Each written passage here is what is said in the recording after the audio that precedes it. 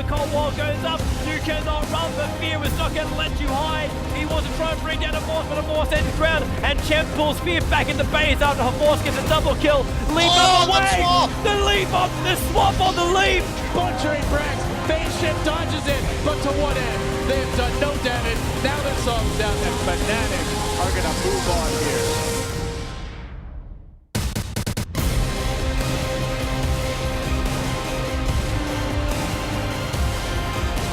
Both guys able to signal the tree line.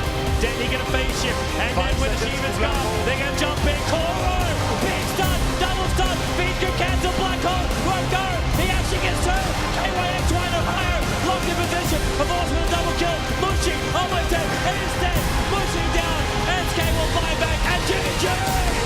Navi! Are you ready?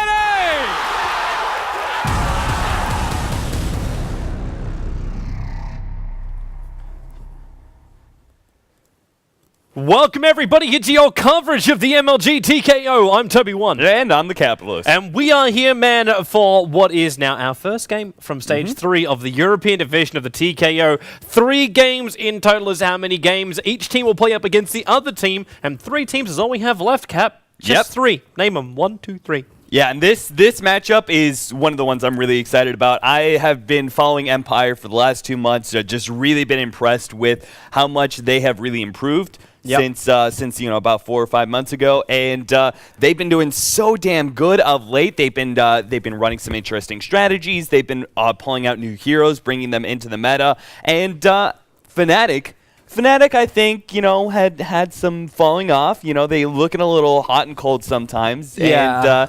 And at the very least, though, I like the fact that they're running new and different strategies that I don't see any other team trying to participate with. So. Yeah, Fnatic are a team that always like to go through, like they have a cycle of strats they like to use, and they work out and say, okay, now this strat works, when it breaks and they load up another one. They keep working on these different set strats, and these guys have played together long enough that they've basically got, like you could say, 20 pocket strats all up their sleeve. So it's very difficult to read a team like Fnatic, and while the core stuff might also be exactly the same, like every team bans out Wisp up against Fnatic. It's just something they feel they have to do. And Fnatic are the only team in Europe right now where you have to do that because of their set strats. And then you take out the Invoker, it's a basic ban out right now. But Fnatic are completely open. That's just the beauty of the way they run their lineup, the way they do their drafts, the way they approach the game.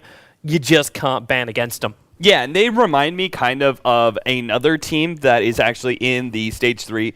They're actually on the American side, Cloud9. You remember when Cloud9 were running a heavy amount of Wisp, and everybody was praising, oh my god, their Wisp plays are so fantastic, and they're running these really fun Wisp strategies, not just the traditional Chaos Knight or Tiny. It was a whole bunch of different heroes. Luna was one of my favorite ones to watch because we never really saw that hero being used with a Wisp before, but it's really, really effective. And now, even though they haven't been running the Wisp strategy a whole lot lately, still, when there's the opportunity, you have to ban out Wisp in that second stage. Otherwise, you give them the opportunity to be able to pick up the Wisp Luna or Wisp something, and it's serious. So when you have those kind of set strategies in your pool that you're kind of known for, then you can just kind of constantly expand your repertoire of heroes, and it makes it really, really hard to ban up against, because who knows, if you don't ban out the Wisp against Fnatic, who knows, they might go back to running the traditional Wisp Tiny that they're so well known for.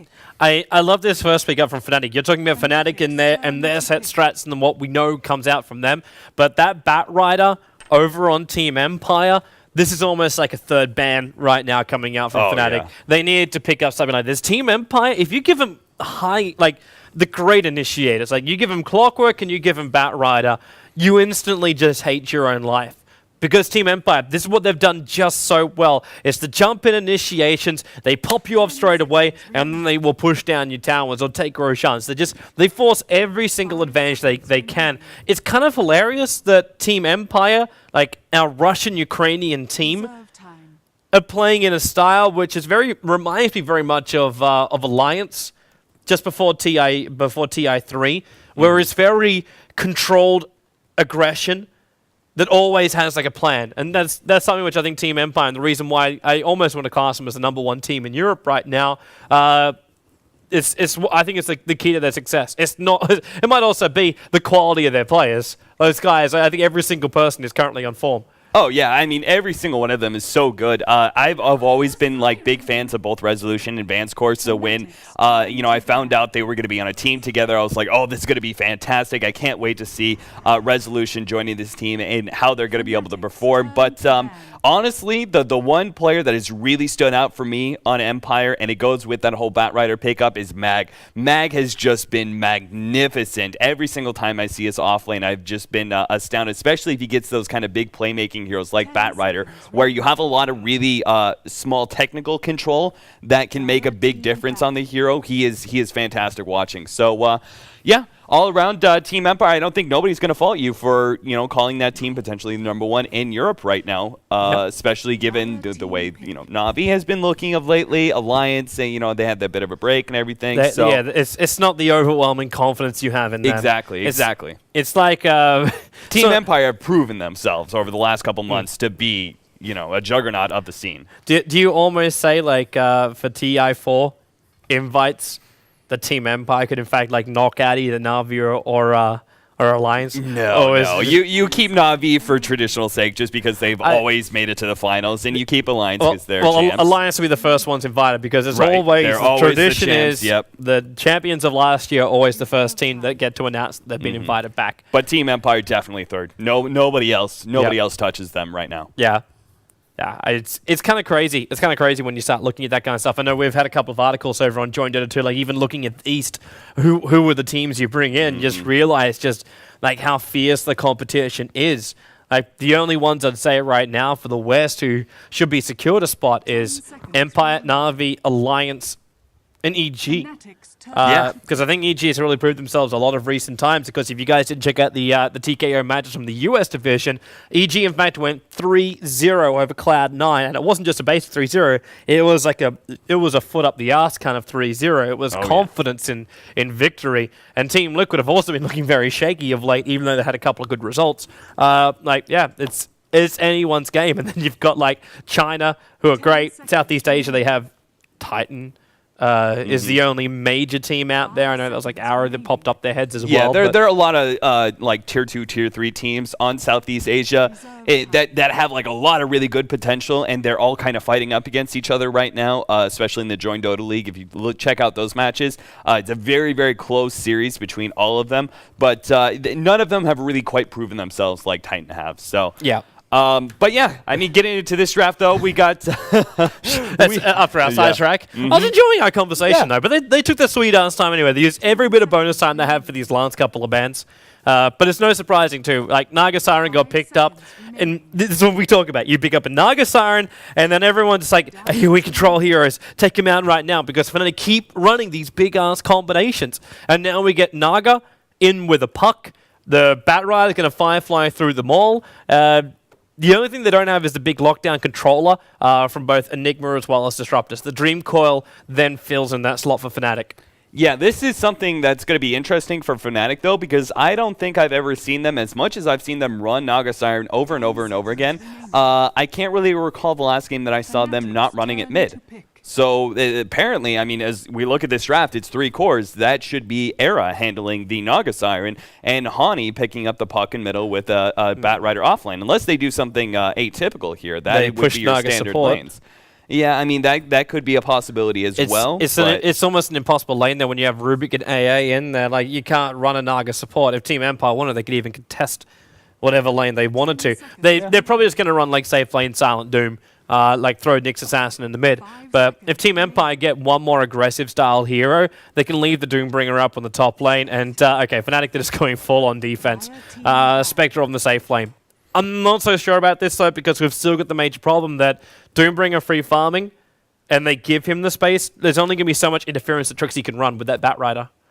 Yeah, you're right. It's we've seen Team Empire run a lot of farming Doom. Silent seems to love playing that hero, and they grab a lot of extra farm really, really fast with a Devour maxed out build that just sort of like is a free Midas early on, potentially even grab a Midas after that.